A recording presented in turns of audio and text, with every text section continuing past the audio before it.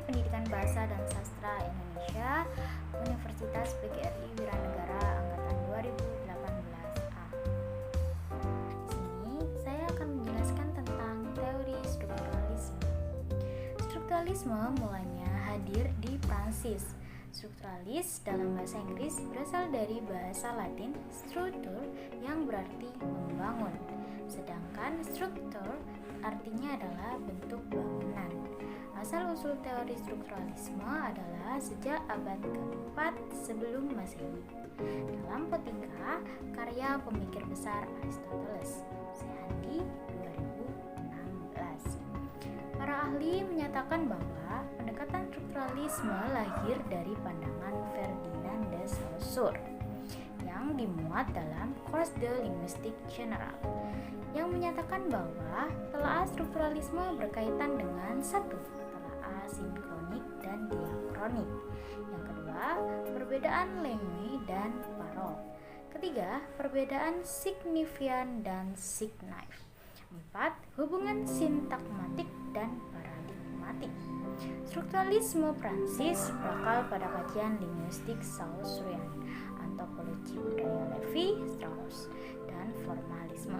Kemudian, strukturalisme juga muncul di Amerika, diwarnai dengan New Criticism. Setelah itu, muncul strukturalisme Praha, berakar pada fenomenologi, hermeneutik, dan mazhab sekolah Jenawa. Dalam telaah teks sastra, strukturalisme Prancis atau disebut strukturalisme klasik lebih menekankan analisisnya pada bahasa. Strukturalisme Amerika lebih menekankan analisisnya pada isi, dan strukturalisme Praha lebih menekankan pada aspek tanda atau sign. Menurut Abrams 1999, strukturalisme adalah susunan, penegasan, dan gambaran semua bahan dan bagian yang menjadi komponennya yang secara bersama membentuk kebulatan yang indah. Menurut A. Theo 2015, strukturalisme adalah sebuah karya yang merupakan keseluruhan atau kesatuan makna yang bulat yang mempunyai koherensi. Teori strukturalisme sastra ialah sebuah teori untuk mendekati teks-teks sastra yang menekankan keseluruhan relasi antara berbagai unsur teks. Unsur teks terdiri dari unsur luar, ekstrinsik, dan dalam, intrinsik. Strukturalisme mengupayakan dasar yang ilmiah bagi teori sastra seperti halnya disiplin ilmu. Jadi, dapat disimpulkan bahwa strukturalisme adalah suatu disiplin yang membangun suatu karya sastra sebagai suatu struktur yang terdiri atas beberapa unsur yang saling berkaitan. Teori struktural memberi penekanan analisis pada unsur-unsur intrinsik karya sastra.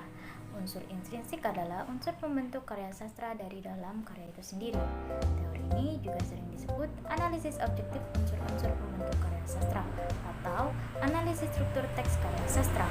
Misalnya, karya sastra prosa, novel, dan cerpen memiliki struktur khas yang formal, yakni unsur plot, tokoh, latar, kejadian, sudut pandang, tema, dan sebagainya.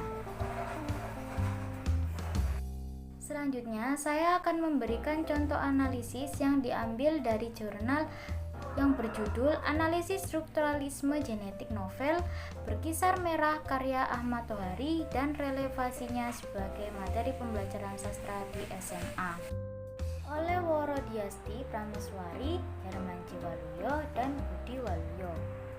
Novel dalam kajian prosa fiksi sering dimaknai sebagai bentuk prosa fiksi yang paling baru dalam sastra Indonesia karena baru dirilis sejak tahun 1945. Dikatakan fiksi karena sifatnya berupa rekaan hasil dari pemikiran pengarang. Novel Berkisar Merah karya Ahmad Tohari.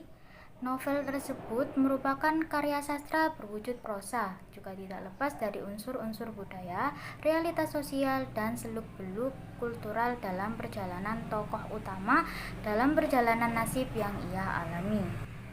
Selanjutnya, secara tersirat maupun tersurat, peranan lingkup sosial budaya yang ada dalam novel amat mempengaruhi keutuhan dan alam pikiran pembaca. Salah satu upaya yang dapat ditempuh dalam membongkar aspek budaya dan realitas sosial dalam novel yaitu dengan menggunakan pendekatan strukturalisme genetik. Pendekatan tersebut merupakan suatu perluasan teori dari pendekatan strukturalisme. Adapun perluasan yang dimaksud ialah pendekatan yang tidak hanya sebatas mengkaji unsur intrinsik dan ekstrinsik, melainkan juga menganalisis pertautan novel dengan unsur-unsur pembangun di luar novel. Dalam novel Bekisar Merah ini, tema mayor yang terkandung kental akan masalah sosial digambarkan bagaimana kehidupan masyarakat kelas bawah, khususnya para penderes nira yang pasrah menjalani kehidupan yang sulit. Selain tema, dalam novel tersebut juga ditampilkan tokoh-tokoh dengan berbagai karakter yang unik. Tokoh-tokoh tersebut digambarkan dengan fisik dan sifat yang beraneka ragam. Selanjutnya, plot atau alur. Berdasarkan kriteria urutan waktu, alur dapat digolongkan menjadi 3 bagian, yaitu alur maju, alur mundur atau flashback, dan alur campuran. Ditinjau dari kriteria urutan yang terjadi dalam novel Bekisar Merah, novel ini dapat dikategorikan sebagai alur campuran. Dikatakan campuran karena meskipun progresif tetapi masih terdapat adegan-adegan flashback. Latar tempat yang dominan digambarkan dalam novel ini adalah pedesaan. Latar waktu dalam novel tersebut adalah pada masa Orde Baru, yaitu dikisarankan sekitar tahun 1960. Dalam novel tersebut, latar sosial yang digambarkan adalah latar sosial masyarakat pedesaan, khususnya di kawasan sekitar Banyumas, yang identik dengan pohon-pohon kelapa yang berjejer dan siap untuk disadap oleh para penderes.